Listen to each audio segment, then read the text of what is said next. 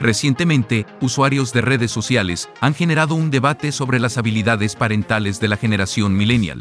Usuarios en TikTok, incluyendo educadores de la generación Z, es decir, aquellos nacidos entre 1994 y 2010, han expresado preocupación sobre los problemas que enfrentan al trabajar con los hijos de los Millenials, conocidos como la generación Alfa, que abarca a los nacidos del 2011 a la fecha. I need to ask millennials, why are your kids so awful? And more importantly, why do you think it's so funny? Your kids cannot read, they cannot write, they are ill-mannered, and they're monsters. I was working my medical receptionist job the other day, and this woman walks in. You can tell she's a millennial. She's like 34. She has a yoga mat in one hand and her 4-year-old in the other. I walked up to the counter and I was like, hi. There's a bunch of business cards just stacked up on the counter. You know, it's a medical office. The kid knocks them all over and starts mixing up all the different business cards on the floor of the office. I look over at her mother, thinking she's gonna see this and be like, oh no, you can't do that.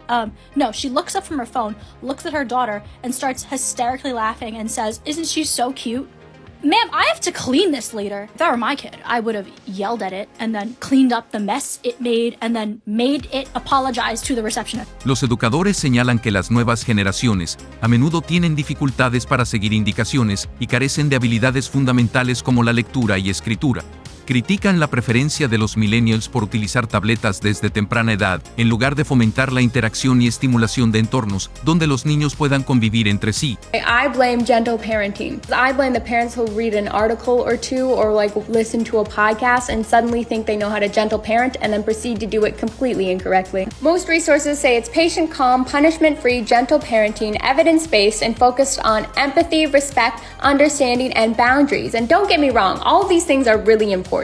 I do love gentle parenting, don't get me wrong. However, you have to use gentle parenting along with other styles of parenting as well. But a lot of times these parents who wholeheartedly lean into these commercialized gentle parenting books fail at teaching a couple very important things. The first would be your actions have consequences, okay? We cannot just live a punishment-free lifestyle because that's not how the real world works. We have access to way too much information. Millennial parents have millions of voices every single day telling us exactly how easily and how badly we can mess this up.